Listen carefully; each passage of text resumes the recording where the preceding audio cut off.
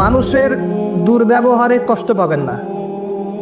যখন কাছের মানুষটা আপনাকে কষ্ট দিবে, এবং কাছের মানুষ কষ্ট আপনাকে দিবেই, কাছের মানুষটা আপনাকে বেশি কষ্ট দিবে জীবনে, তখন আপনি কষ্ট পাবেন না যদি আল্লাহর জন্য ওদেরকে ভালোবাসেন, যে আমি তো আল্লাহর জন্য এই কাজগুলো করছি, তারা শুকরিয়া আদায় করলেই বা কি আর না করলেই বা কি, তখন আপনি কষ্ট পাবেন না। দুইজন ব্যক্তি যারা আল্লাহর জন্য পরস্পরকে মহব্বত করে, এই দুইজন মানুষকে আল্লাহ পাক আরশের ছায়া ছায়া দিবেন। পারা যাবে ইনশাল্লাহ। 5 নাম্বার, সেই ব্যক্তি যে এত গোপনে দান সদাকা করে, যার বাম হাত জানে না ডান হাত কি সদাকা করেছে। পারা যাবে? এখন তো যে মাশাআল্লাহ আমার নাম লিখাই আর সদকা করি, তাই না? অমুকে 10,000, অমুক সাহেব 20,000, অমুক 500। প্রথমে বড় বড় নোটের সদাকা হয়, আমি অবশ্য এটা জানতাম না, মাঠে নেমে বুঝতে পারছি।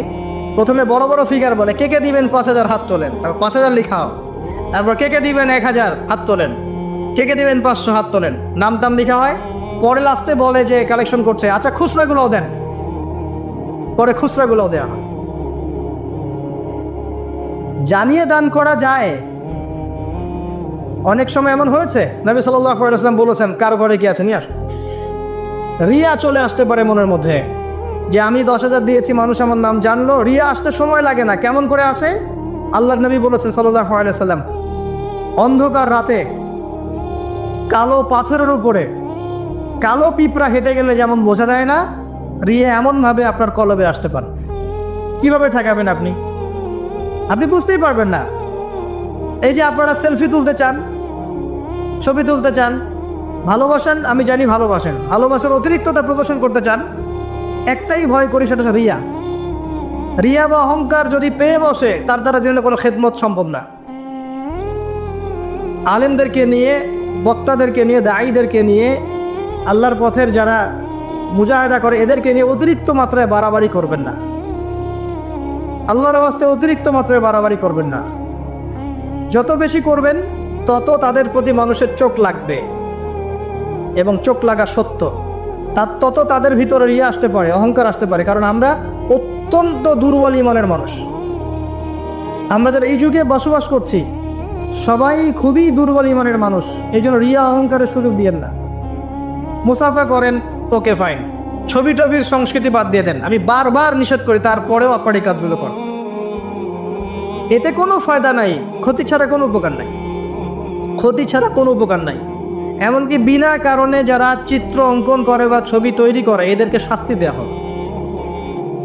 হাদিস আছে, ওলামায়ে কেরামকে জিজ্ঞাসা করে, প্রাণ সঞ্চার করতে বলা হবে, যে এর মধ্যে প্রাণ ঢোকা। এটা আমাদের সংস্কৃতি না তো। মূর্তি, ছবি, ভাস্কর্য বা যে উপাসনাগুলো করা, এগুলো আমাদের সংস্কৃতি নয়, এগুলো অন্য কালচার থেকে এসেছে। আমাদের সংস্কৃতি হচ্ছে আমল গোপন করে ফেলা, নিজেকে হাইড করা, গোপন করে রাখা। আল্লাহ পাক বোঝার তৌফিক দেখ তরুণ প্রজন্মকে। মনে কষ্ট নিবেন না, এটা বাস্তবতা। এগুলো করলে আমাদের মনের মধ্যে রিয়া অহংকার চলে আসে। আল্লাহর ওয়াস্তে আমাদেরকে মুখলেসভাবে দিনের পথে কাজ করতে দেন। শান্ত থাকেন, এত আবেগী হয়েন না, এত অতি উৎসাহী হয়েন না, শান্ত থাকেন, রিল্যাক্স থাকেন। দিনের বিজয় একদিনে, এক তাকবীরে হবে না, একদিনে দিনের বিজয় হবে না। আস্তে আস্তে আস্তে আস্তে দিন এগিয়ে যাবেন ইনশাআল্লাহ। আল্লাহ পাকের একটা সুন্নাহ, আল্লাহ পাকের একটা চিরন্তন সুন্নাহ হচ্ছে, হুটহাট কিছু আল্লাহ পাক করেন না। দিন থেকে রাত হয় কি ধাপ করে হয়? আস্তে আস্তে আস্তে আস্তে রাত হয়। খেয়াল করে দেখেছেন? তারপর যখন দিন হবে, রাত আস্তে আস্তে কেটে যাবে, দিন আস্তে আস্তে আসবে। ধাপ করে সূর্যোদয় হয়? হয় না। এটা আল্লাহ সুন্নাহ, একবারে কিছু হয় না। আপনি অসুস্থ হয়েছেন, দেখবেন আস্তে আস্তে সুস্থ হবেন, খেয়াল করে দেখেন। আবার আপনি আস্তে আস্তে অসুস্থ হবেন, ধাপ করে হবেন না। আল্লাহ পাকের সুন্নাহ আছে, দিনের বিজয়ে নবী সাল্লাল্লাহু আলাইহি ওয়াসাল্লামের 23 বছর সময় লেগেছে। ধীরে ধীরে স্টেপ বাই স্টেপ হবে। অতএব অতি উৎসাহী হয়েন না, অতি আবেগী হয়েন না, কনস্ট্রাকটিভ কাজ করেন, মাথা ঠান্ডা রাখেন, অতি আবেগী হয়েন না, রিল্যাক্স থাকেন, আস্তে আস্তে দিনের কাজ করেন। ইনশাআল্লাহ দিন এগিয়ে যাবে ইনশাআল্লাহ। বেশি বেশি মানুষকে দেখাতে যায়েন না। আমার কথা শোনেন, আজকে বাংলাদেশে কয়জন কাদিয়ানি হয়েছে, কয়জন খ্রিস্টান হয়েছে, আপনি কি জেনেছেন? যারা করেছে ওরা কি ফেসবুকে স্ট্যাটাস দিয়েছে, ছবি দিয়েছে, আজকে অমুককে খ্রিস্টান বানালাম, দেখেন, দিয়েছে? যদি দিত, তাদের কাজে তারা এখন সফল হতো না। যদি ওরা শুরু থেকে এই কাজগুলো করতো, তাদের কাজে তারা এত সফল হতো না। এখন দেখবেন কয়দিন পর কাদিয়ানীদের কনফারেন্স হবে, দেখে নিয়েন। কয়দিন পর দেখবেন যারা খ্রিস্টান হচ্ছে তারা প্রকাশ্যে সমাবেশ করবে, প্রকাশ্যে মানুষ শিয়া হয়ে যাচ্ছে, কত কি হয়ে যাচ্ছে আপনার খবরই নাই। প্রত্যন্ত অঞ্চলগুলো ঘুরে আসে, দেখেন এগুলোতে ভর্তি হয়ে গেছে। গলায় যে রশি এটা অলরেডি পরিয়ে টান দেওয়া শেষ, আর আমরা পরে আছি শোডাউন নিয়ে, ছবি তোলা, আপলোড দেওয়া, ভিডিও করা, এই কর। আমরা এত আবেগী কেন ভাই? যারা প্র্যাকটিক্যালি কাজ করছে ওরা এত আবেগ দিয়ে কাজ করছে না, প্র্যাকটিক্যালি কাজ করছে। দেখেন মাঠে ময়দানে কাজ করে শেষ করে ফেলছে। বিশ্বাস হচ্ছে না কথা? আপনি উত্তরবঙ্গ ঘুরে আসেন, গিয়ে দেখেন, পার্বত্য অঞ্চল ঘুরে আসেন, দেখেন। আর আমরা পড়ে আছি আইওয়া শোডাউনে। একটা লেকচার দিলে মনে হয় যে সারা জগতের মানুষকে জানাতে না পারলে ভালো লাগে না। গাড়ির থেকে নামবো, সারা দেশের মানুষ দেখুক আমি গাড়ি থেকে নামছি, ঠিক আছে? একজন ভাইকে পেয়েছি, সেলফি ফেসবুক তুলে, মানে একাকার অবস্থা, দেখুক সারা দেশের মানুষ উনি এসেছে স্টেজে। এতে করে উম্মার উপকার যতটুকু না করলেন, ক্ষতি করে ফেলেছে। এটা আপনারা বুঝতে পারছেন। যাই হোক, আমি আশাও ছেড়ে দিয়েছি অনেক অংশে যে আপনারা বুঝবেন। বিশ্বাস করেন, মন থেকে অনেকটা আশাও ছেড়ে দিয়েছি যে আপনারা বুঝবেন। মাঝে মাঝে অবস্থা আমার এমন হয়ে যাচ্ছে,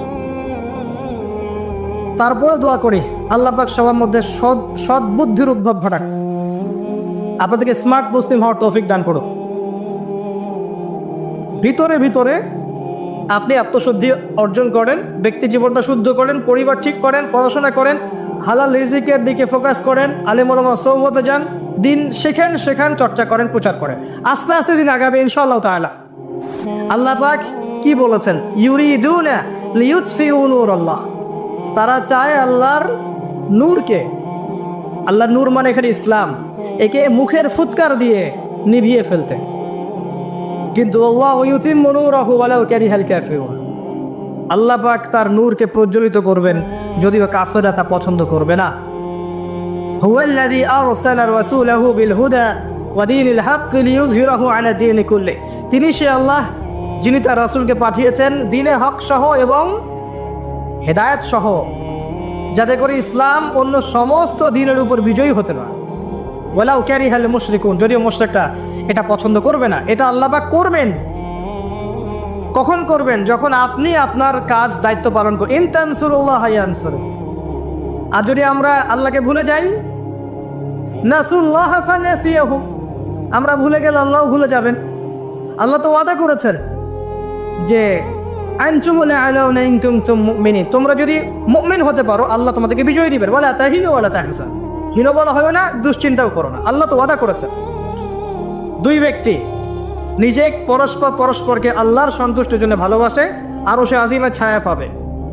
গোপনে দান খয়রাত করে, আরো সে আজিমা ছায়া পাবে। 6 নম্বর কে? 6 নম্বর কে?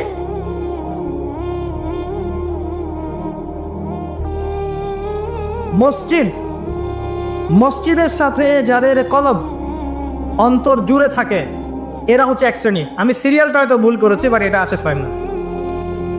1 নম্বর বলছি ন্যায় পরায়ণ বাদশা। 2 নম্বর যুবক, যার যৌবনকালটা আল্লাহর পথে সে কাটিয়ে দিয়েছে। 3 নম্বর সুন্দরী নারী আহ্বান করেছে কিন্তু সে বলেছে আমি আল্লাহকে ভয় করি। দান খয়রাত করেছে এত গোপনভাবে, ডান হাত বাম হাত জানে না ডান হাত কি দান করেছে। একটা মিস করেছি মাঝখানে, সেটা হচ্ছে এমন শ্রেণীর মানুষ যাদের হৃদয়ে দা কলব মসজিদের সাথে ঝুলন্ত থাকে, মানে এক ওয়াক্ত নামাজ পড়ে এসেছে, পরের ওয়াক্তে যাওয়ার জন্য মনটা ব্যাকুল থাকে। এমন 5 ওয়াক্ত নামাজের সংখ্যা আমাকে দেখান কতজন। এবং যারা পড়ছি তারাও নামাজ বুঝে পড়ছে কিনা, নামাজে দিল লাগে কিনা, নামাজ পড়ে তৃপ্তি হচ্ছে কিনা, নামাজ পড়েও হারাম ছাড়তে পারছে কিনা, এগুলো খেয়াল করে। ফজর এশায় কয়জন আসছে খেয়াল করে, এগুলো ইম্পর্টেন্ট জিনিস, বেসিক জিনিস। আরেকটা হচ্ছে 7 নাম্বার, যে আল্লাহর স্মরণে যেই ব্যক্তিরা গোপনে চোখের পানি ফেলতে পারে, আল্লাহকে স্মরণ করেছে গোপনে নীরবে নিভৃতে, চোখ দিয়ে দরদর করে পানি পড়ছে, এই চোখ জাহান্নামের আগুন দেখবে না ইনশাআল্লাহ। এই 7 শ্রেণীর মানুষকে আল্লাহ পাক তার আরশের ছায়ায় ছায়া দিবেন। আমরা কি আরশের ছায়া পেতে চাই? আল্লাহ পাক আমাদের এই 7 শ্রেণীর অন্তর্ভুক্ত হওয়ার তৌফিক এনায়েত করুন, আমিন। আমি আলোচনার শেষে এই 7টা পয়েন্ট আপনাদেরকে ধরবো। আমি জিজ্ঞাসা করব কারা বলতে পারেন, শুধু হাত উঁচু করবেন। এখন না, শেষের দিকে, একটু পরে। যিনি সঠিক উত্তর দিতে পারবেন আমার পক্ষ থেকে স্পেশাল পুরস্কার আছে ইনশাআল্লাহ, হাদিয়া দিব ইনশাল্লাহ একটা, যদি বলতে পারেন। 7টাই বলতে হবে, মনে মনে মুখস্থ করেন। লেকচার খালি শুনবেন, বাসায় গিয়ে ঘুমাবেন চলবে না। যেটা লেকচার শুনেছেন পড়া দিয়ে তারপর বাসায় যাবেন, এটা ক্লাসের মতো। এবার আসেন, এই আরশের ছায়া আল্লাহ পাক ছায়া দিবেন। এই আরশ আল্লাহ পাক সৃষ্টি করেছেন, তারপরে সৃষ্টি করেছেন কলম। কি সৃষ্টি করেছেন? কলম সৃষ্টি করে বলেছেন উকতুব, কলম বলেছে মাযা আকতুব, কলম তুমি লিখো। কলম বলেছে আমি কি লিখবো? আল্লাহ পাক বলেছেন কিয়ামত পর্যন্ত যা হবে সব লিখে ফেলো। কিয়ামত পর্যন্ত যা হবে সব লিখা আছে, আপনার তাকদীর নিয়ে দুশ্চিন্তা করবেন না। এরপর আল্লাহ পাক সৃষ্টি করেছেন মহাবিশ্ব। কয় দিনে? 6 দিনে। ওয়াল্লাযী খালাকাস সামাওয়াতি ওয়াল আরদা ফি 6 আইয়াম, 6 দিনে আল্লাহ পাক মহাবিশ্ব সৃষ্টি করেছেন। সুম্মা ইসতাওয়া আলাল আরশ, এরপরে আরশে আজিমে সমাসীন হয়েছেন। এরপরে শুনেন, আল্লাহ পাক দীর্ঘদিন পর্যন্ত মানুষ সৃষ্টি করেননি। হাল আতা আলাল ইনসানি হিনুম মিনাদ দার লাম ইয়াকুন শাইআন মাযকুরা, এমন একটা সময় চলে গেছে যে মানুষ কোনো আলোচ্য বিষয় ছিল না। পরে আল্লাহ পাক সৃষ্টি করেছেন মানুষকে। ওয়া ইয ক্বালা রাব্বুকা লিল মালাইকা ইন্নী জাইলুন ফিল আরদি খলিফা, খলিফা করে পাঠিয়েছেন। খলিফা করে পাঠিয়েছেন। খলিফা কে, এটা একটা বুঝতে হবে। খলিফা দাউদ আলাইহিস সালামকেও বলা হয়েছে। আল্লাহ পাক সূরা সাদে বলেছেন, ইয়া দাউদ, হে দাউদ, ইন্না জাআলনাকা খলিফাতান ফিল আরদ, আমি তোমাকে পৃথিবীতে খলিফা করে পাঠিয়েছি। তোমার কাজ কি? তোমার কাজ হচ্ছে ফাহকুম বাইনান নাসি বিল হক, মানুষের মাঝখানে হকের মানদণ্ডে বিচার ফয়সালা করো। যারা আল্লাহর বিধান অনুযায়ী মানুষের মাঝখানে বিচার ফয়সালা করে, এরা আল্লাহর খলিফা। যারা মানুষের মাঝখানে আল্লাহর বিধান দ্বারা বিচার ফয়সালা করে না, তারা আল্লাহর খলিফা নন। কথা বুঝতে পারছেন? ওয়ালা তাত্তাবিউল হাওয়া, নিজের প্রবৃত্তির অনুসরণ করো না, তাহলে এটা তোমাকে আল্লাহর পথ থেকে বিচ্যুত করবে।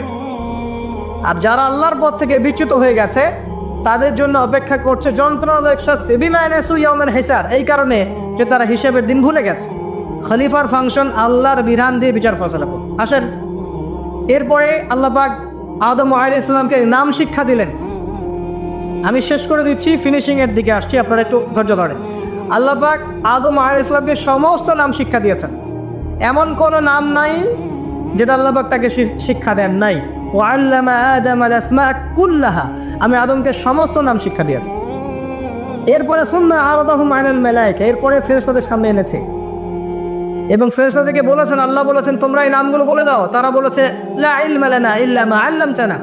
আল্লাহ পাক আদমকে বলেছেন আলাইহিস সালাম, তুমি নামগুলো বলে দাও। এরপর তিনি সমস্ত নাম বলে দিয়েছেন। আল্লাহ পাক তারপরে বলেছেন, আলাম আকুল লাকুম ইন্নী আ'লামু গায়বাস সামাওয়াতি ওয়াল আরদ ওয়া আ'লামু মা তুবদুনা ওয়া মা কুনতুম তাকতুমুন। আল্লাহ পাক এরপরে গিয়ে বলছেন, ওয়া ইয কুলনা লিল মালাইকাতি ইসজুদু লিআদম। এই যে জ্ঞানের কারণে আল্লাহ পাক সম্মানিত করেছেন, এখন বলছেন সিজদা করো। কি কারণে আমরা সম্মানিত বলেন তো? জ্ঞানের কারণে। অতএব জ্ঞান চর্চা আমাদের প্রথম কাজ। ইকরা বিসমি রাব্বিকাল্লাযী খালাক, প্রথমে জ্ঞান, আগে পড়েন তারপর লিখেন, জ্ঞান চর্চা। জ্ঞানের কারণে সম্মানিত হয়েছে। তারপরে আল্লাহ পাক সিজদা করিয়েছেন। ফাসাজাদু, সবাই সিজদা করেছে। কে বাদ দিয়ে? ইল্লা ইবলিস, ইবলিস বাদ দিয়ে। ইবলিস কেন করলো না? আবা ওয়াস্তাকবারা, সে অহংকার করেছে, উদ্ধত আচরণ করেছে। সে যুক্তি দিয়েছে, খালাকতানি মিন নার ওয়া খালাকতাহু মিন তিন, আমাকে সৃষ্টি করেছেন কি দিয়ে? আগুন দিয়ে, আদমকে মাটি দিয়ে, আমি কেন তাকে সিজদা করতে যাব? এই যে আল্লাহর আদেশকে লঙ্ঘন করা, আল্লাহর আদেশের বিরুদ্ধে কথা বলা, চিরস্থায়ী জাহান্নামে যাওয়ার কারণ। ইবলিস কিন্তু কম জানতো এমন নয়। ইবলিস প্রচণ্ড জ্ঞানী ছিল, আবেদও ছিল। মনের অহংকারের কারণে সে ব্যক্তি সে জাহান্নামে চলে গেছে। আর সে কিন্তু ফেরেশতা ছিল না, সে ছিল জিনদের একজন। কেন মিনাল জিন, সূরা কাফের মধ্যে আছে। এরপরে খেয়াল করে দেখেন, এই অহংকার যদি আজকে আমাদের মধ্যে চলে আসে, যত বড় ডিগ্রি সার্টিফিকেট থাক না কেন, আমার পরিণাম জাহান্নামী হবে না, আউযুবিল্লাহ। যার হৃদয়ের মধ্যে যাররা পরিমাণ অহংকার থাকবে, আল্লাহ পাক তাকে জান্নাত দিবেন না। অহংকার আল্লাহর চাদর। অহংকার কার চাদর? আল্লাহর চাদর। আল্লাহর চাদর নিয়ে টানাটানি করলে আল্লাহ পাক জান্নাত দিবেন না। অহংকার কাকে বলে? বাতারুল হক ওয়া গামতুন নাস, সত্যকে প্রত্যাখ্যান করা আর অন্য মানুষকে তুচ্ছ তাচ্ছিল্য করা, এটা হচ্ছে অহংকারী নিদর্শন। আপনার ড্রেসটা সুন্দর হোক, কাপড় সুন্দর হোক, এগুলো অহংকারী নিদর্শন নয়। আল্লাহ পাক জামিল ইউহিব্বুল জামাল, আল্লাহ পাক সুন্দর, তিনি সৌন্দর্য পছন্দ করেন, এটা সমস্যা না।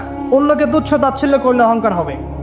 আমি মূল পয়েন্টে আসছি। দেখেন, আদম আলাইহিস সালামকে আল্লাহ পাক জান্নাতে রাখলেন এবং তার সঙ্গিনী হিসেবে তিনি হাওয়া আলাইহিস সালামকে সৃষ্টি করলেন। কথা বুঝতে পারছেন?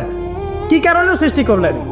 আদম আলাইহিস সালামের একাকিত্ব এবং আল্লাহ পাকের দীর্ঘ পরিকল্পনা আছে, এবং ইবলিসকে দিয়ে পরীক্ষা করালেন আদম আলাইহিস সালামের কোন জায়গা থেকে হাওয়া আলাইহিস সালামকে সৃষ্টি করা হয়েছে।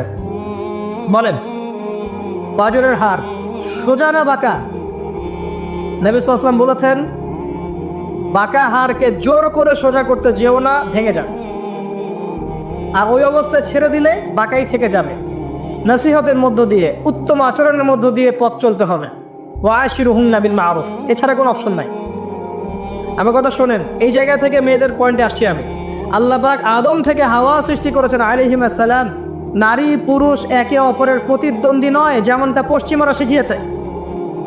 এখনকার আধুনিকায়ন যা শিখাচ্ছে নারী পুরুষ একে অপরের প্রতিদ্বন্দ্বী, এখানে আল্লাহ বলছেন নারী পুরুষ একে অপরের পরিপূরক, একজন আরেকজনের অংশ, মহব্বত, ভালোবাসা, প্রণয়ের মাধ্যম, একে অপরের প্রতিদ্বন্দ্বী নয়।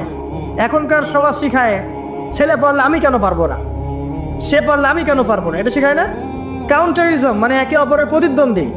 আল্লাহ পাক বলছেন তা তোমরা একে অপরের পরিপূরক। খেয়াল করে দেখেন, এখান থেকে শুরু হয়েছে সৃষ্টি, তারপরে না সন্তানের জন্ম নেওয়া হয়েছে। এখান থেকে আপনাকে হেদায়েত নিতে হবে যে নারীদেরকে বলবো, আপনারা পুরুষদের প্রতিদ্বন্দ্বী নন, আপনারা পুরুষদের পরিপূরক। একজন নেককার নারী একজন পুরুষের পিছনে থাকলে এই পুরুষ বিশ্ব জয় করতে পারবে ইনশাআল্লাহ। পরে আসেন নূহ আলাইহিস সালাম, তার স্ত্রী কি ঈমান এনেছিল? ঈমান আনে নাই। এখানে মনে রাখবেন, আপনি যদি ঈমান না আনেন, আকীদা ঠিক না করেন, আমল ঠিক না করেন, আপনার পরিচয়, বংশ, গোত্র, বর্ণ আপনাকে বাঁচাতে পারবে না। নূহ আলাইহিস সালামের স্ত্রী জাহান্নামে চলে গেছে, লূত আলাইহিস সালামের স্ত্রী জাহান্নামে চলে গেছে, যদিও তারা নবীদের আন্ডারে ছিলেন। আল্লাহর রাসূল সাল্লাল্লাহু আলাইহি ওয়াসাল্লাম তার মেয়ে ফাতিমা রাদিয়াল্লাহু আনহাকে বলেছেন, দুনিয়াতে যা চাওয়ার আমার কাছে চেয়ে নাও, পরকালে তোমার উপকার করতে পারছি না আমি। আর ফাতিমা রাদিয়াল্লাহু আনহা কেমন মানুষ ছিলেন আপনারা জানেন? তো আমি আমাদের মা বোনদেরকে অনুরোধ করবো, আল্লাহকে ভয় করেন, নিজের নফস ঠিক করেন, নিজের কবরের ফিকির করেন, আমল আকীদা ঠিক করেন।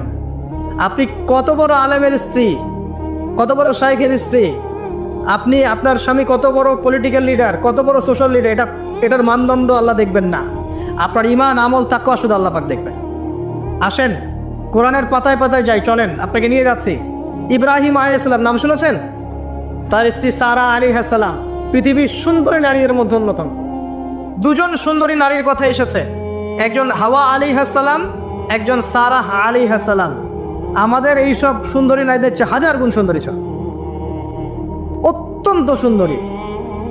খেয়াল করে দেখবেন, এই যে ইব্রাহিম আলাইহিস সালামের বংশধর যারা, তাদের চেহারা এবং মানে সুরত কিন্তু অত্যন্ত সুন্দর। আমাদের নবী মুহাম্মদ সাল্লাল্লাহু আলাইহি ওয়াসাল্লাম প্রচণ্ড সুন্দর ছিলেন না? তার আদি পিতাকে ইসমাইল আলাইহিস সালাম না? ইসমাইল আলাইহিস সালাম ইব্রাহিম আলাইহিস সালামের সন্তান নয়? ওই দেখেন ব্লাড চলে আসছে। ইউসুফ আলাইহিস সালাম, তার বাবাকে ইয়াকুব আলাইহিস সালাম, তার বাবা ইসহাক আলাইহিস সালাম, তার বাবা ইব্রাহিম আলাইহিস সালাম। ওই যে একই লেগেসি দেখেন, তারা প্রচণ্ড সুন্দর ছিলেন। এমনকি নবী সাল্লাল্লাহু আলাইহি ওয়াসাল্লাম মেরাজের রাতে গিয়ে যখন ইব্রাহিম আলাইহিস সালামের সাথে সাক্ষাৎ করেছেন, তিনি পরে বলেছেন যে আমার শাকল, সুরত আর ইব্রাহিম আলাইহিস সালামের চেহারার মধ্যে অনেক মিল আছে, সাদৃশ্য আছে, একই রকম। আমরা কিন্তু দরুদের মধ্যেও মুহাম্মদ সাল্লাল্লাহু আলাইহি ওয়াসাল্লামের নামের পাশে ইব্রাহিম আলাইহিস সালামের নাম বলছি। তাদের উভয়ের জীবনে প্রচণ্ড মিল ছিল, একই রকম ছিল। পয়েন্টে আসেন, সারা আলাইহিস সালাম অত্যন্ত সুন্দরী ছিলেন। তিনি একাই তার স্বামীর সাথে বের হয়ে চলে গেলেন কোথায়? ওই যে প্যালেস্টাইন, যেটা এখন দখল করে রেখেছে এই জিউসরা। তার সাথে কেউ নাই। ইব্রাহিম আলাইহিস সালামের সাথে পরিবার নাই, সমাজ নাই, কেউ নাই। তার স্ত্রী আছে। একজন নেককার স্ত্রী সাথে থাকলে স্বামী বিশ্ব জয় করতে পারবে। এই জায়গায় আমি ছেলে মেয়ে সবার জন্য হেদায়েতের কথা বলছি। মেয়েরা আমাকে অনেক অভিযোগ দিয়েছে মেয়ে নিয়ে কোনো কথা বলিনি ওয়াজের মধ্যে। আমি এখন কিছু কথা বলে শেষ করছি। সারা আলাইহিস সালাম যখন যাচ্ছেন, একজন লম্পট রাজা, মনে আছে, লম্পট একজন বাচ্চা তাকে ভোগ করতে চেয়েছিল, তুলে নিয়ে কিডন্যাপ করেছে। এই সময় ইব্রাহিম আলাইহিস সালাম মাজুর ব্যক্তি, নামাজে দাঁড়িয়ে গেছেন, আল্লাহর কাছে সাহায্য চাচ্ছেন। এটাই নবীর সুন্নাহ। কোনো সমস্যায় পড়লে নামাজে দাঁড়িয়ে যেতেন। আর আমরা এখন সমস্যায় পড়লে হাউমাউ শুরু করি, তাই না? আর এদিকে সারা আলাইহিস সালাম আল্লাহর কাছে দোয়া করছেন, আল্লাহ তুমি যদি জেনে থাকো আমি আমার সতীত্ব আমার স্বামী ছাড়া অন্য কাউকে দেই নাই, তাহলে আজকে এই জালেমের হাত থেকে আমাকে রক্ষা করো। হাত বাড়াতে না বাড়াতেই তার হাত অবশ্যই পড়ে গেছে। তিনবার চেষ্টা করেছে, তিনবার বেহুশ হয়ে পড়ে গেছে। এই সারা আলাইহিস সালামের মতো সতীত্ব রক্ষাকারী জেনারেশন কি এখন আছে? এখন তো নিজের সতীত্ব বিলিয়ে দিতে পারলে বাঁচে। এমনকি কেউ যদি নাও নেয় সতীত্ব, দেখা যায় যে নগ্ন ছবি তুলে ইমো, ফেসবুক, হোয়াটসঅ্যাপে আপলোড দিয়ে শেষ করে ফেলছে। তাই করছে না? ভিডিও কলে প্রেম হচ্ছে, আপনার এই যে গার্লফ্রেন্ড বয়ফ্রেন্ডের সাথে কফি খাচ্ছে, বিছানায় যাচ্ছে, লেডিং করছে। বিয়ের আগে সব শেষ, বিয়ের পরে যখন এরা কোনো ঘরে যাবে, ওই ঘরে কি সুখ আসবে, শান্তি আসবে? মা বোনদেরকে বলবো, আর আমাদেরকে খেয়াল রাখতে হবে আমরা যেন আমাদের ঘরে সারা আলাইহিস সালামের মতো মেয়ে স্ত্রী তৈরি করতে পারি। আল্লাহ পাক তৌফিক দান। দেখেন সতীত্বের পাওয়ার, আল্লাহ পাক হাত অবশ করে ফেললেন। এবার ওই বাচ্চা হাদিয়া দিচ্ছে হাজেরা আলাইহিস সালামকে। ঠিক আছে, হাজেরা আলাইহিস সালামকে ইব্রাহিম আলাইহিস সালাম বিয়ে করলেন। কি জন্য করলেন? সন্তানের জন্য। বাই দ্য ওয়ে, এখন আবার একাধিক বিয়ে যদি কেউ করে ফেলে, তাকে সমাজে এবার বাঁকা চোখে দেখা হয়, তার মনে চরিত্র সমস্যা আছে। কিন্তু বিয়ে না করে বিয়ের আগে 10টা প্রেম করলে কোনো সমস্যা নেই, বিয়ের আগে 1000টা জেনা করলে কোনো সমস্যা নাই, পতিতালয় গেলে সমস্যা নাই, ফ্রি মিক্সিং গেলে সমস্যা নাই, গার্লফ্রেন্ডকে নিয়ে ঘুরতে গেলে ডেটিং করলে কোনো সমস্যা নাই। আবার বিয়ে করে ঘরে স্ত্রী থাকতেও বাইরে পরকীয়া করলে কোনো সমস্যা নেই। এগুলোকে আমরা উন্মুক্ত করছি, কিন্তু কেউ সাহস করে যদি কোনো বিধবার দায়িত্ব নেয়, কোনো তালাকপ্রাপ্তার দায়িত্ব নেয়, কোনো অসহায়ের দায়িত্ব নেয়, তাকে খারাপ চোখে দেখা হয়। এই হলো আমাদের সাইকোলজি। অথচ আল্লাহ পাক এই বিধানটা দিয়েছেন কোরআন এবং সুন্নাহয়। যাই হোক, তার জন্য শর্ত আছে, শর্ত পূরণ না হলে করবেন না, কখনো ফরজ নয়। কিন্তু কেউ যদি শর্ত পূরণ করে করতে পারে, তাকে ডিসকারেজ কেন করতে যাবে? সমাজ চেঞ্জ হয়ে গেছে। হাজেরা আলাইহিস সালাম, এখান থেকে আমি আমাদের মা বোনদেরকে এবং আমাদেরকে একটা হেদায়েতের কথা বলবো ইনশাআল্লাহ। হাজেরা আলাইহিস সালামের ঈমান, আমল, তাওয়াক্কুল দেখেন। তার গর্ভে আল্লাহ পাক সন্তান দিলেন ইসমাঈল আলাইহিস সালামকে। এবার আল্লাহ পাক বলছেন রেখে আসো। কোথায়? ওই মক্কায়, জনমানব শূন্য জায়গায় রেখে আসলেন। সাথে আছে সামান্য পানি, কিছু খেজুর রেখে আসছেন, এবং ইব্রাহিম আলাইহিস সালাম পিছনে হেঁটে চলে যাচ্ছেন। হাজেরা আলাইহিস সালাম বলছেন, আইনা তাযহাবু ইয়া ইব্রাহিম, আপনি কোথায় যাচ্ছেন হে ইব্রাহিম? আপনি আমাদেরকে জনমানব শূন্য জায়গায় ফেলে কোথায় চলে যাচ্ছেন? ইব্রাহিম আলাইহিস সালাম কিচ্ছু বলছেন না, বুকের মধ্যে পাথর। স্ত্রী সন্তানকে জনমানব শূন্য জায়গায় রেখে গেলে কি ভালো লাগবে কারো? বুকের মধ্যে পাথর, চুপ করে আছেন। এক পর্যায়ে হাজেরা আলাইহিস সালাম বলছেন, আপনি কি আল্লাহর আদেশে এই কাজটা করছেন? তখন তিনি বলছেন, হ্যাঁ, না, এতটুকু বলেছেন, আমি আল্লাহর আদেশে করছি। এবার এই দেখেন, হাজেরা আলাইহিস সালাম বলছেন, যদি আল্লাহর আদেশে আপনি করে থাকেন, তাহলে আল্লাহ কোনোদিনও আমাদেরকে ধ্বংস করবেন না ইনশাআল্লাহ। তাওয়াক্কুল। আমি আপনাকে বুঝাই, এখানে কোনো মানুষ নাই, কোনো খাবার নাই, কোনো পানিও নাই, তারপরেও তিনি বলছেন আল্লাহ ধ্বংস করবেন না। আপনি কি বুঝতে পারছেন কি অবস্থা? এবার খাবার পানি শেষ হয়ে গেল, সাই করছেন সাফা টু মারোয়া, মারোয়া টু সাফা, শুধু 1 ফোঁটা পানির জন্য। কাকে খাওয়াবেন? বাচ্চাকে। এই দৌড়টা আল্লাহ পাকের কাছে এত পছন্দ হয়েছে, কিয়ামত পর্যন্ত হজের মধ্যে আল্লাহ পাক রেখে দিয়েছেন এটাকে। আপনি সাই করছেন, এটা কার সুন্নাহ? হাজেরা আলাইহিস সালামের। হজের ম্যাক্সিমাম কাজগুলি তাদের পরিবারে কেন্দ্রিক। জামরায় পাথর নিক্ষেপ করা, এই যে তাওয়াফ করছেন, মাকাম ইব্রাহিমে দাঁড়িয়ে নামাজ পড়ছেন, সব কিন্তু এই বংশের সাথে জড়িত। এই ইসমাঈল আলাইহিস সালাম, এই হাজেরা আলাইহিস সালামের গর্ভ থেকে এসেছেন। যেমন মা তেমন সন্তান। ইসমাঈল আলাইহিস সালামকে তার বাবা মানুষ করেননি, তাকে মানুষ করেছেন তার মা। বাবা কিন্তু অনেক দূরে, প্যালেস্টাইনে, মাঝে মাঝে আসেন, মাঝে মাঝে যান। কথা বুঝতে পারছেন? এরকম মায়ের গর্ভ থেকেই এমন সন্তান পাওয়া সম্ভব, যে সন্তানকে তার বাবা বলছেন যে ইয়া বুনাই ইন্নী আরা ফিল মানামি আন্নী আযবাহুক, হে আমার সন্তান, আমি স্বপ্নে দেখেছি আমি তোমাকে জবাই করছি, ফানজুর মায়াদা তারা, তোমার রায় কি আমাকে বলো। এই বাচ্চা তখন বলছে, বাচ্চার বয়স 10, 12, 15, 16 এতটুকু হবে। সে বলছে ইয়া আবাতি, হে আমার বাবা, ইফআল মা তু'মার, আপনাকে যা আদেশ করা হয়েছে তাই করেন। সাতাজিদুনি ইনশাআল্লাহু মিনাস সাবিরিন, ইনশাআল্লাহ আপনি আমাকে ধৈর্যশীল পাবেন। যেমন মা তেমন সন্তান। মা বলেছে আল্লাহ আমাকে দেখবে, ওই দেখেন সন্তান জবাই করে দেন, আল্লাহ আমাকে ধৈর্যশীল পাবেন ইনশাআল্লাহ। এরকম স্ত্রী ঘরে ঘরে না থাকলে আমরা কি ইসমাইলের মতো সন্তান পাবো? যে স্ত্রীগুলোকে আপনি বিয়ে করছেন তারা কি আসলে এমন?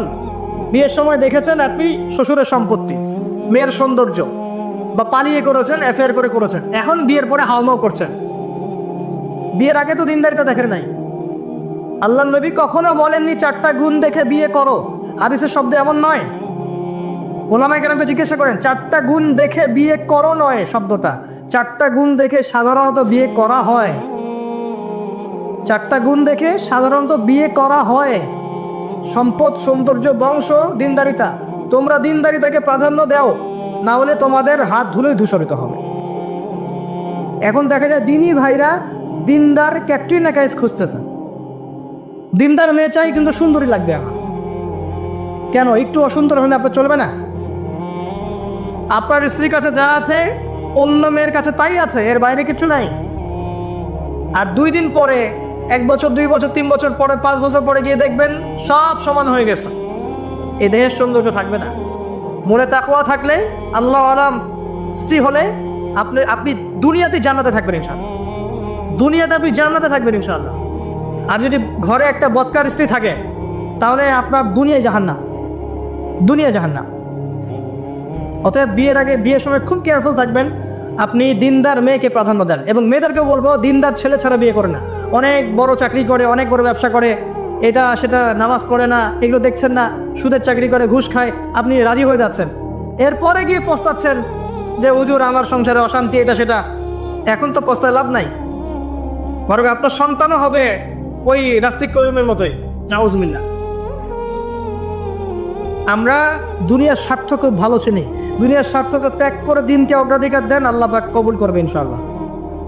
এই হলো ইসমাইল আলাইহিস সালামের মা। তিনি যেমন সন্তান তেমন এখানে আমাদের জন্য আদর্শ আছে। এখনও যদি আমরা দিনের বিজয় চাই, প্রত্যেক পরিবারের কর্তাকে হতে হবে ইব্রাহিমের মতো আলাইহিস সালাম। প্রত্যেক পরিবারের সন্তানদেরকে হতে হবে ইসমাইলের মতো আলাইহিস সালাম। প্রত্যেক পরিবারের মা বোনদেরকে হতে হবে হাজরা, সারার মতো। তবে আদর্শ পরিবার হবে ইনশাআল্লাহ। আল্লাহ পাক আমাদের সবার পরিবার এমন করে দিন, আল্লাহুম্মা আমিন। এবং এটা অসম্ভব কিছু না, এটা আপনার উপরে, এটা আপনি করতে পারেন। এই ইসলাম সংশোধন আপনি করতে পারেন, চেষ্টা করেন। আল্লাহ পাক তৌফিক এনায়েত করুন। আর কয়েকটা আমি নসিহত করে শেষ করছি মেয়েদের জন্যে। সেটা হচ্ছে, পরে চলে আসেন মারিয়াম আলাইহিস সালাম। তার সতীত্ব এত পবিত্র ছিল, আল্লাহ পাক তাকে মিরাকেল বানিয়েছেন, তার গর্ভে ঈসা ইবনে মারিয়ামকে জন্ম দিয়েছেন। খেয়াল করে দেখেন, ফেরাউন, মনে আছে ফেরাউন? তার ঘরে একজন ইমানদার মহিলা ছিল না? নবী সাল্লাল্লাহু আলাইহি ওয়াসাল্লাম মেরাজে গিয়েছেন, সেখানে দেখেছেন বেশিরভাগ অধিবাসী জাহান্নামে নারী। তো এর মধ্যেও তিনি একটা সুগন্ধ পাচ্ছেন জান্নাতের। তিনি জিজ্ঞাসা করলেন এই সুগন্ধ কোত্থেকে আসছে? তখন জিবরাইল আলাইহিস সালাম তাকে জানিয়ে দিলেন, এটা ফেরাউনের সেই যে দাসী যাকে ফেরাউন হত্যা করেছিল ইমানের কারণে, ওর ঘর থেকে, জান্নাতের সেই ঘর থেকে সুগন্ধ আসছে। সুবহানাল্লাহ। ফেরাউনের ঘরেও মুমিনা নারী থাকতে পারে, তাহলে আমাদের ঘরে থাকতে পারে না? থাকতে পারে। ফেরাউনের ঘটনা মনে পড়লো যে মুসা আলাইহিস সালাম, তার মা সন্তানকে ভাসিয়ে দিয়েছিলেন না সিন্ধুকে, মনে আছে? আল্লাহ পাক ওই সন্তানকে তার কোলে আবার ফিরিয়ে দিয়েছেন, মনে আছে? এখানে একটা শিক্ষা আছে। প্রিয় মা বোনরা, আপনারা যদি আপনাদের সন্তানকে আল্লাহর পথে দেন, আল্লাহ পাক আপনার চক্ষু শীতল করে দেবেন ইনশাআল্লাহ। ওই সন্তানকে ঘুরিয়ে এমন একটা অবস্থান দিয়ে আপনার কাছে নিয়ে আসবেন, আপনি ওকে দেখে পরিতৃপ্ত হয়ে যাবেন ইনশাআল্লাহ। এখানে নসিহত আছে। তিনি ভাসাতে পারছিলেন না, মন কাঁদছিল। আল্লাহ পাক মনটাকে কিন্তু নরম করেছেন, শক্ত করেছেন, মনটা শক্ত করেছেন। তারপরে আল্লাহ পাক ওখানে একটা ইলহাম করেছেন, তিনি ভাসিয়ে দিয়েছেন। তারপরে আল্লাহ পাক ওই সন্তানকে আবার তার কোলে ফিরিয়ে দিয়েছেন দুধ পান করানোর জন্যে। ঘটনাটা পড়ে দেখেন। আপনি যদি আপনার সন্তানকে আল্লাহর পথে দেন, আপনার সন্তানকে যোগ্য করে আল্লাহ আপনার সামনে নিয়ে এসে দাঁড় করিয়ে দেবেন ইনশাআল্লাহ। আপনি দেখে চোখ শীতল করে ফেলবেন। আল্লাহর উপর ভরসা রাখেন। মুসা আলাইহিস সালামের কথা একটা ঘটনা মনে পড়লো। তিনি যখন ওই যে ঘুষি দিয়ে একজন মরে গেছে, তিনি চলে গেলেন ওই কওমে শুআইব মাদিয়ানে, সেখানে গিয়ে বসে আছেন এবং দেখছেন দুইজন মেয়ে পানি আনার জন্য এসেছে, তাই না? পানি আনতে পারছে না, তিনি গিয়ে হেল্প করলেন। এই মেয়ে দুটো গিয়ে শুআইব আলাইহিস সালামকে বললেন যে হুয়া রাজুলুন কাউইউন আমিন, একজন ব্যক্তিকে দেখেছি সে খুব কাউই, শক্তিশালী এবং আমিন, বিশ্বস্ত। শুআইব আলাইহিস সালাম পাঠালেন তাকে ডেকে নিয়ে আসো। এবার এই যে মেয়েটা হেঁটে হেঁটে আসছে, এদিকে মুসা আলাইহিস সালাম গাছের আড়ালে বসে দোয়া করছেন, রব্বি ইন্নী লিমা আনজালতা ইলাইয়া মিন খায়রিন ফাকির। এই মেয়ে হেঁটে হেঁটে এসে মুসা আলাইহিস সালামকে বলছেন, আমার বাবা আপনাকে ডাকছেন। এই মেয়েটার হেঁটে হেঁটে আসাটাকে আল্লাহ পাক সূরার মধ্যে বলেছেন যে এই মেয়েটা লাজুক পায়ে হেঁটে হেঁটে এসেছে। কিভাবে? লাজুক ভঙ্গিতে সে হেঁটে হেঁটে এসে বলেছে, আমার বাবা আপনাকে ডাকছেন। কথা বুঝতে পারছেন? এই লজ্জাশীলতা এখনকার মেয়েদের মধ্যে আপনি আমাকে দেখান। এই লাজুক ভঙ্গিতে হেঁটে আসা মেয়েদের যে হাঁটাটাও পর্দা, মেয়েদেরকে কে বুঝাবে হাঁটার মধ্যেও পর্দা আছে?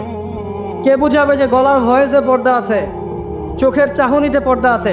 একটা মেয়ে সব কিছু ঢেকেছে, মনে করেন চোখটা ঢাকে নাই, এই চোখ দুটো দেখেই একটা ছেলে তার প্রেমে পড়তে পারে। একটা ছেলে হিসেবে বলছি, এটা সম্ভব। একটা হাতের কবজি দেখে আপনি একটা মেয়ের প্রেমে পড়তে পারেন, ভালো লাগতে পারে, সম্ভব। মেয়েদেরকে আল্লাহ পাক এত সুন্দর করে সৃষ্টি করেছে। আল্লাহ পাকের সবচেয়ে শ্রেষ্ঠ সৃষ্টি হচ্ছে মেয়েরা। মানুষ তো অবশ্যই, তারপরে মেয়ে মানুষ। এই নারী আপনার হয় জান্নাতের মাধ্যম হবে, অথবা আপনার জীবনের সবচেয়ে বড় ফিতনা হবে। কারণ নবী সাল্লাল্লাহু আলাইহি ওয়াসাল্লাম বলেছেন, আমি পুরুষদের জন্য মহিলাদের চেয়ে বড় কোনো ফিতনা রেখে যাচ্ছি না। প্রচণ্ড বড় ফিতনা হতে পারে, সাবধান। তো এখানে দেখেন মেয়ের হাঁটার বর্ণনা আল্লাহ পাক দিয়েছেন। এখনকার জেনারেশনে মেয়েদেরকে আপনি হাঁটা শেখান, রাস্তাঘাটে, শপিং মলসে, সব জায়গায় দেখবেন গেঞ্জি আর জিন্স আর টি শার্ট পরে, ফর্মাল পোশাক পরে, স্যুট বুট পরে ঘুরছে। মাঝে মাঝে পোশাকের এখানে ওখানে ফাড়া ছেঁড়া, এটাই নাকি স্টাইল। এমন পোশাক পরছে যেটা পরেও দেহের অঙ্গ প্রত্যঙ্গ বোঝা যাচ্ছে, এমন পোশাক পরছে যেটা বাহির থেকে ভিতরের অঙ্গ দেখা যাচ্ছে। অমুসলিমদের পোশাক পরছে, ছেলেদের পোশাক পরছে, এগুলো সবই আখিরুজ্জামানের সাইন। আখিরুজ্জামানে এরকম মেয়েদের সংখ্যা বাড়বে। নিসাউন কাসিয়াতুন আরিয়া, এরা কাপড় পরেও নগ্ন থাকবে। মুইলাতুন নামিলাত, এরা মানুষকে আকৃষ্ট করবে, নিজেরাও আকৃষ্ট হবে। এরা জান্নাতের গন্ধও পাবে না, যদিও জান্নাতের গন্ধ যোজন যোজন দূর থেকে পাওয়া যায়। আখিরুজ্জামানের সাইন আপনি দেখবেন, মেয়েরা ছেলেদের পোশাক পরে ঘুরছে। এখন এই শুআইব আলাইহিস সালামের মেয়ের মতো এদেরকে কে লজ্জা শেখাবে? নাই লজ্জা শরমে বালাই।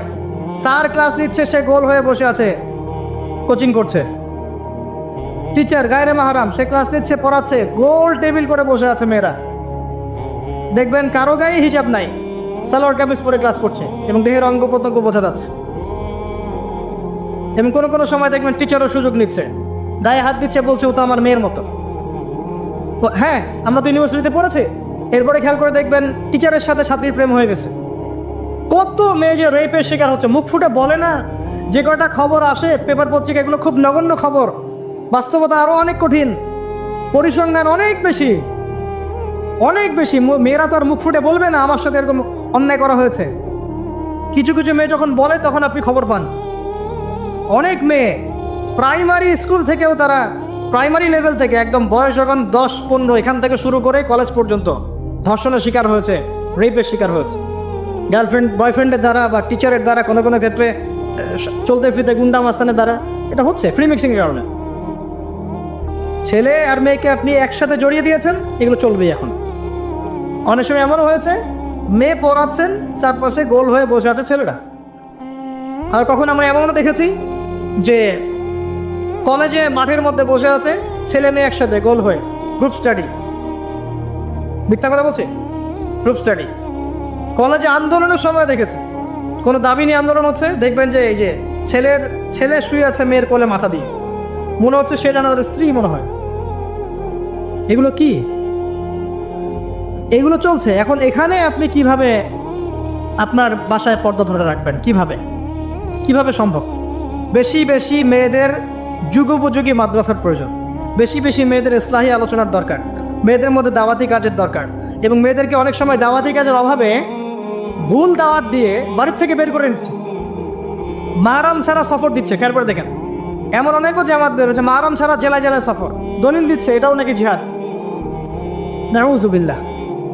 কিভাবে হচ্ছে? কারণ আমরা যেহেতু ওদের দাওয়াতটা কমিয়ে দিচ্ছি, মেয়েরা মেয়েদের মধ্যে দাওয়াতি কাজ করছে না, দাওয়াত সংকীর্ণ, বেদাতিরা এবং ভ্রষ্ট যারা পথভ্রষ্ট এরা ওদেরকে ঘর থেকে বের করে নিচ্ছে, ইসলামের নামেও বোরখা পরিয়েও বের করে নিচ্ছে।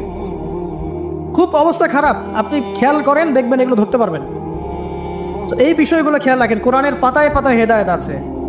আমি বললে অনেক লম্বা হয়ে যাবে, শেষ করছি এদিকে এসে। সর্বশেষ নবী আসেন মুহাম্মদ সাল্লাল্লাহু আলাইহি ওয়াসাল্লাম। তার জীবনে এই যে 23 বছরের মিশন, এই মিশনে সবচেয়ে বড় ভূমিকা কে রেখেছেন বলেন তো? তার স্ত্রী খাদিজা রাদিয়াল্লাহু আনহা। মক্কার 13 বছর মানুষ তাকে যতটা না বিশ্বাস করেছে, খাদিজা রাদিয়াল্লাহু আনহা শুরু থেকে তার পাশে ছিলেন। শেষ বয়সে গিয়ে নবী সাল্লাল্লাহু আলাইহি ওয়াসাল্লাম তার কথা বেশি বেশি বলতেন। আয়েশা রাদিয়াল্লাহু আনহা স্বভাবগত কারণেই, একটা মানবিক একটা মেয়েদের আচরণগত কারণেই জেলাস ফিল করতেন যে আপনি তার কথা বারবার কেন বলেন। তিনি বলতেন, হে আয়েশা, তোমরা খাদিজাকে ভালো মন্দ বলো না, যখন কেউ আমার কথা বিশ্বাস করে নাই খাদিজা করেছ রাদিয়াল্লাহু আনহা। তিনি এমন একজন মানুষ ছিলেন যিনি তার প্রতিপত্তি, সম্পদ, সামাজিক খ্যাতি সব কিছু ইসলামের কল্যাণে ঢেলে দিয়েছেন। হেরা গুহায় নবী সাল্লাল্লাহু আলাইহি ওয়াসাল্লাম যখন বসে থাকতেন, তিনি গিয়ে খাবার পানি দিয়ে আসতেন। হেরা গুহায় একবার উঠে দেখেন কত উঁচু, কত কষ্ট। আমরা যুবক বয়সে উঠতে পারবো না, এখন সহজ, তারপরেও কষ্ট আছে। এখন না হয় সহজ, ওই সময় কি সিঁড়ি ছিল? তিনি এভাবে উঠতেন, খাবার দিতেন। চিন্তা করে দেখেন, একজন নারী এই কাজটা করতেন। এবার আসেন, খাদিজা রাদিয়াল্লাহু আনহার বান্ধবীদেরকে খুঁজে খুঁজে নবী সাল্লাল্লাহু আলাইহি ওয়াসাল্লাম গোশত হাদিয়া পাঠাতেন, তাকে এত ভালোবাসতেন। জিবরাইল আলাইহিস সালাম এসে খাদিজা রাদিয়াল্লাহু আনহাকে সালাম দিয়েছেন। নবীজিকে বলেছেন, ওই যে খাদিজা আসছে ইয়া রাসূলুল্লাহ, তিনি যখন আসবেন তাকে বলবেন যে জিবরাইল আলাইহিস সালাম তাকে সালাম দিয়েছেন, এবং আল্লাহ পাক তার জন্য জান্নাতে এমন একটা ঘর নির্মাণ করেছেন যেখানে কোনো হট্টগোল নাই, কোনো শোরগোল নাই। খাদিজা রাদিয়াল্লাহু আনহা তার ইন্তেকালে নবী সাল্লাল্লাহু আলাইহি ওয়াসাল্লাম অত্যন্ত ব্যথিত হয়েছিলেন, অত্যন্ত ব্যথিত হয়েছিলেন। তার বয়স তখন কত? 23। খাদিজা রাদিয়াল্লাহু আনহার বয়স তখন 40, বিয়ের সময়। কোনো ছেলে কি সাধারণত এত বছরের মহিলাকে বিয়ে করতে চাইবে? নবী সাল্লাল্লাহু আলাইহি ওয়াসাল্লাম পড়েছেন, তাদের মাঝে এত হৃদ্যতা, ভালোবাসা ছিল যেটা অন্য কোথাও ছিল না। হ্যাঁ, পরবর্তীতে আয়েশা রাদিয়াল্লাহু আনহার ক্ষেত্রেও নবী সাল্লাল্লাহু আলাইহি ওয়াসাল্লাম বলেছেন যে আমার মন আয়েশার দিকে বেশি টানে, এই কারণে তোমরা আমাকে ভৎসনা করো। মানুষের মন সব দিকে সমান তো হবে না, কারো দিকে একটু বেশি ঝুঁকবে, এই জন্য তোমরা আমাকে ভৎসনা করো না। আয়েশা রাদিয়াল্লাহু আনহা যতগুলো হাদিস আপনি জানছেন, এর মধ্যে ম্যাক্সিমাম হাদিস যে কয়েকজন রাবি বর্ণনা করেছেন তার মধ্যে একজন হচ্ছেন আয়েশা রাদিয়াল্লাহু আনহা। এই ঘরের হাদিসগুলো কার থেকে জানলেন? আয়েশা রাদিয়াল্লাহু আনহা থেকে। ইসলামের খেদমতে আয়েশা রাদিয়াল্লাহু আনহার যে ভূমিকা, আমাদের এই সেকুলার সোসাইটির সমস্ত নারীকে একত্রিত করলে কোনো খেদমত আসবে না, আসবে? তো এগুলো আমাদের দৃষ্টান্ত। এখন নবী সাল্লাল্লাহু আলাইহি ওয়াসাল্লাম এই উম্মতের নারীদের জন্য একটা কথা বলে গেছেন। এই দুটা কথা বলে আমি শেষ করছি। একটা কথা হচ্ছে, তিনি দেখে এসেছেন মেরাজের রাতে এই উম্মতের বেশিরভাগ নারী জাহান্নামে যাচ্ছে। কারণ বলেছেন তিনি, স্বামীর অকৃতজ্ঞ হয়, লানত করে, অভিশাপ দেয়, বুক চাপড়ায়, মাতম করে, এবং আল্লাহ এবং তার রাসূলের অবাধ্য হয়। 4টা কারণ এসেছে মোটামুটিভাবে। মৃত্যুবরণ করলে কেউ তারা মাতম করে, গাঁত পাত খাপড় দেয়, চাপড়ায়, জামা কাপড় ছিঁড়ে ফেলে, অনেক ক্ষেত্রে এমন করে। এই কারণে মাইয়াতকে শাস্তি দেওয়া হয়, মা বোনদেরকে এটা ত্যাগ করতে হবে। এরপরে স্বামীর অকৃতজ্ঞ হয়, স্বামী সারা জীবন যদি তার জন্য কাজ করে, তার জন্যে তার ভরণ পোষণের ব্যবস্থা করে, একদিন যদি কোনো কিছু ভালো না পায় বলে বসে সারা জীবন তোমার কাছে কিছুই পেলাম না। এবং বেশি বেশি অভিশাপ দেয়, ঝগড়া লাগলেই গালিগালাজ এবং অভিশাপ দিয়ে বসে। এই কাজগুলো যদি তারা ত্যাগ করতে পারে, ইনশাল্লাহ তারা বেশি বেশি জাহান্নামে যাবে না। তবে তাদের বেশি বেশি জাহান্নামে যাওয়ার বর্তমান মডার্ন একটা কারণ হচ্ছে ফ্যামিনিস্ট রেভলিউশন।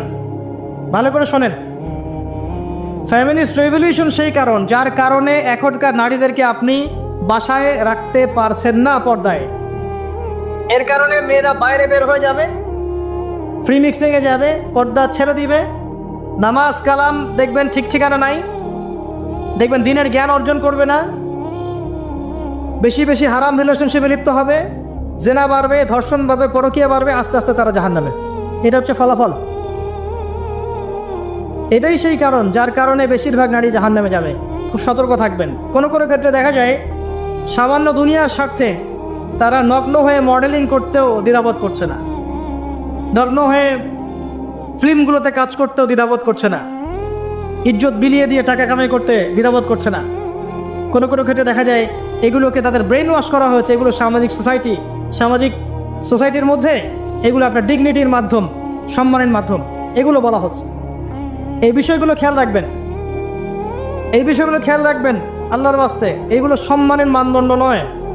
সম্মানের মানদণ্ড আপনার ঈমান, আমল, তাকওয়া এবং আপনার সতীত্ব। একবার সতীত্ব চলে গেলে কখনো ফিরে আসবে না। আল্লাহ পাক বোঝার তৌফিক দান করুন। আর সর্বশেষ কথা হচ্ছে, এই উম্মতের নারীদের জন্যই নবী সাল্লাল্লাহু আলাইহি ওয়াসাল্লাম 4টা কাজের সুসংবাদ দিয়েছেন। 4টা কাজ করতে পারলেই জান্নাতের যে কোনো দরজা দিয়ে ইচ্ছা তারা প্রবেশ করতে পারবে। বাসায় গিয়ে এই হাদিসটা শুনিয়ে দিয়েন। 1 নাম্বার, তারা যদি 5 ওয়াক্ত নামাজ পড়তে পারে, 5 ওয়াক্ত নামাজ টাইম টু টাইম পড়তে পারে। 2 নাম্বার, তারা যদি রমজান মাসে সওম রাখতে পারে। 3 নাম্বার, তারা যদি লজ্জাস্থানের হেফাজত করতে পারে, মানে পর্দা করতে পারে। এখানে আমি খাস পর্দা বোঝাচ্ছি, ডিজিটাল পর্দা বোঝাচ্ছি না, খাস পর্দা বোঝাচ্ছি। পোশাক এমন হবে না যেটা পরলে শরীরের কাঠামো বোঝা যায়, এমন পোশাক চলবে না। পোশাক এমন হবে না যেটা পরলেও বাইরে থেকে ভিতরের অঙ্গ দেখা যায়। পোশাক এমন হবে না যেটা অমুসলিমদের সাথে সাদৃশ্য আছে। আর পোশাক এমন হবে না যেটা পুরুষদের পোশাক। তারা যদি তাদের লজ্জাস্থানকে হেফাজত করতে পারে। আর 4 নাম্বার, যদি স্বামীর আনুগত্য করতে পারে। এই 4টা কাজ যে নারী করতে পারবেন, ইনশাআল্লাহ জান্নাতের যে কোনো দরজাতে ইচ্ছা প্রবেশ করতে পারবেন ইনশাআল্লাহ তাআলা।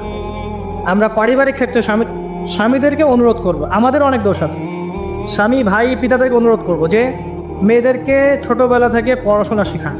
কন্যা সন্তান হলে মুখটা কালো করার দরকার নাই। তারা আমাদের বোঝা নয়, বরং তারাই দেখবেন ওমর, খালিদ, ওসমান, আলীর মতো সন্তান জন্ম দেবে ইনশাআল্লাহ আযজা ওয়া জাল। তাদের গর্ভ থেকেই সন্তান জন্ম হবে ইনশাআল্লাহ। সন্তান মেয়ে হলে মুখটা কালো করার প্রয়োজন নেই। আমরা ওদেরকে দিন শিক্ষা দিব, উপযুক্ত পরিবেশ দিব, নিরাপত্তা দিব, নিরাপদ পরিবেশে দিন শেখার ব্যবস্থা করুন। এটা আমাদের উপর দায়িত্ব। তাদেরকে সম্পত্তির অধিকার দিতে হবে, এটা আমাদের উপর দায়িত্ব। জুলুম করা যাবে না, তাদের উপর জুলুম করা যাবে না। তাদের ব্যাপারটা, ফিতরতটা হচ্ছে তারা একটু বক্র হবে। তাদের ফিতরত, তাদের চরিত্র সহ হচ্ছে তারা একটু বক্র হবে। এটাকে মেনে নিয়েই চলতে হবে। ফিতরত এটা ওদের, তারা বক্র হবে। আপনাকে আমাকে মেনে নিয়েই চলতে হবে। আল্লাহ পাক তৌফিক দান করুন। এটা এই জায়গায় শয়তান এসে সুযোগ খুঁজবে, এই জায়গায় শয়তান এসে সুযোগ খুঁজবে। এখানেই সবরের পরিচয় দিতে হবে। আল্লাহ পাক তৌফিক দান করুন। তাদের দিন শিক্ষা নিশ্চিত করার পর আমলের ইখতিয়ার দিতে হবে। সারাদিন ওদেরকে দুনিয়ার কাজে ব্যস্ত করে রাখবেন না। আমরা ওদের উপর যত কাজের চাপ দিয়ে রাখি, এই কাজগুলো করার পর আমল করার ওদের ফুরসত থাকে না। কাজের চাপ কমিয়ে দেন। এতগুলো তরকারি কেন রান্না করতে হবে? 1টা 2টা করলে তো এনাফ। সময় দেন, ওদেরকে সময় দেন।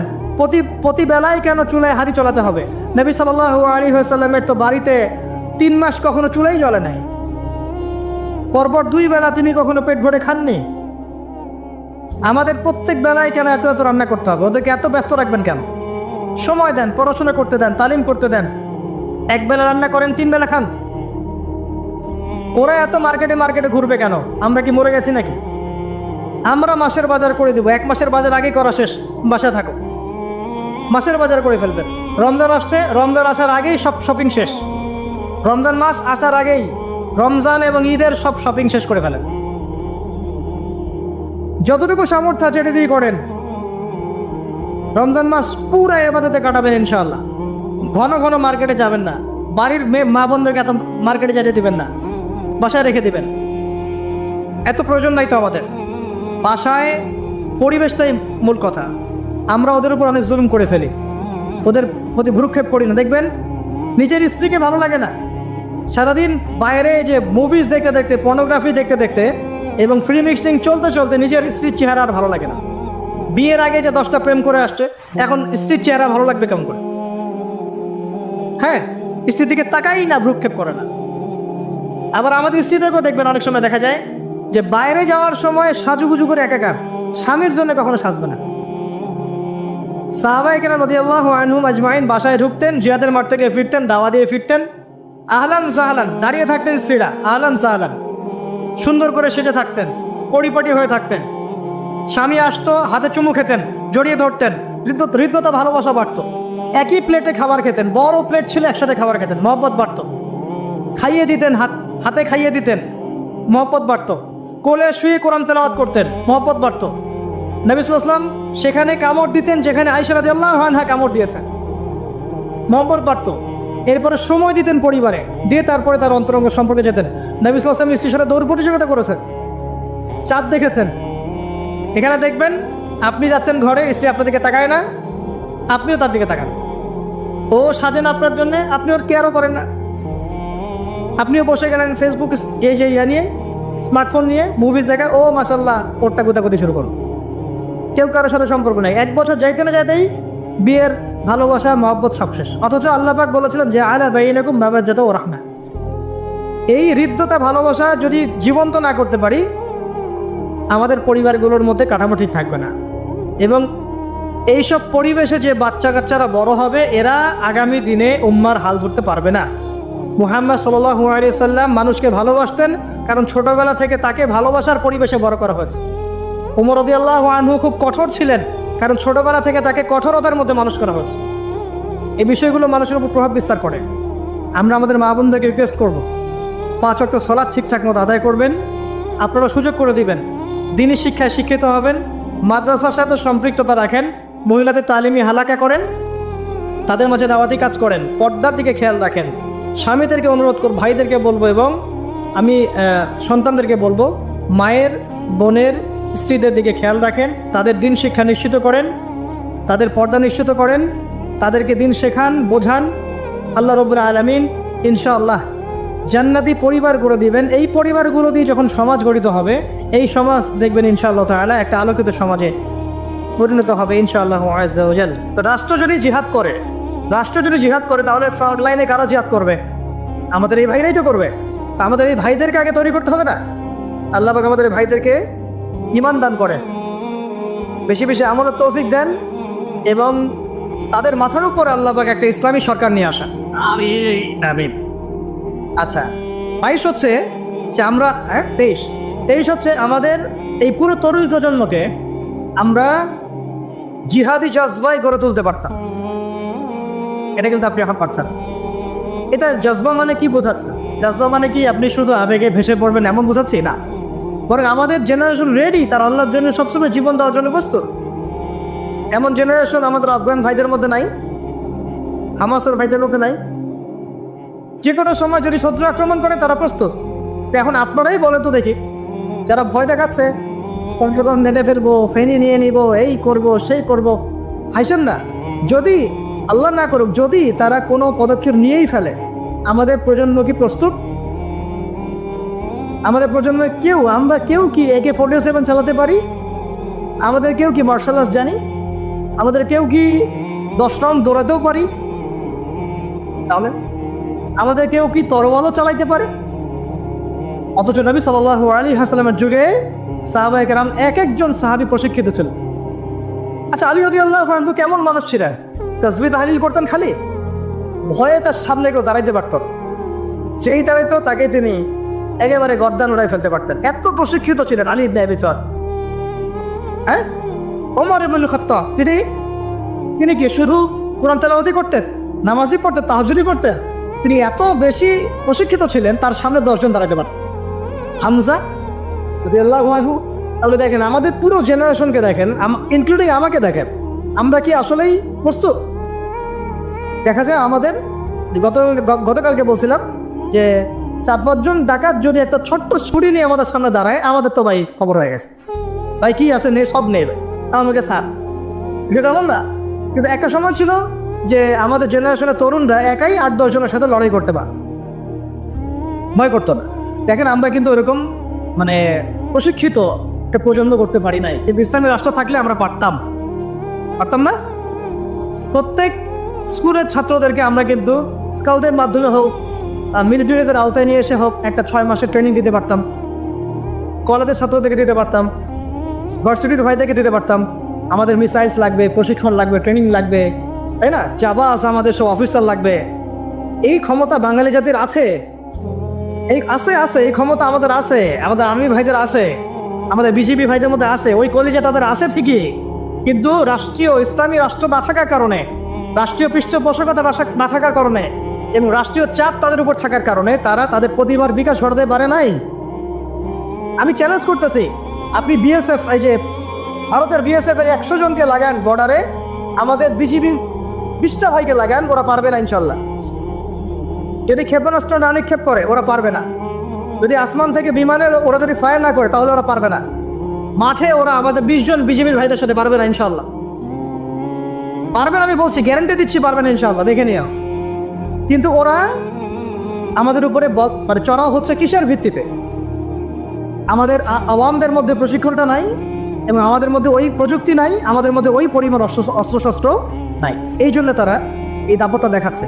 কিন্তু আমাদের আর্মি অফিসাররা, আমাদের এই বিজিবির ভাইরা, নৌবাহিনীর ভাইরা, আমাদের এই আপনার বিমান বাহিনীর ভাইরা, তারা অনেক অনেক বেশি প্রশিক্ষিত।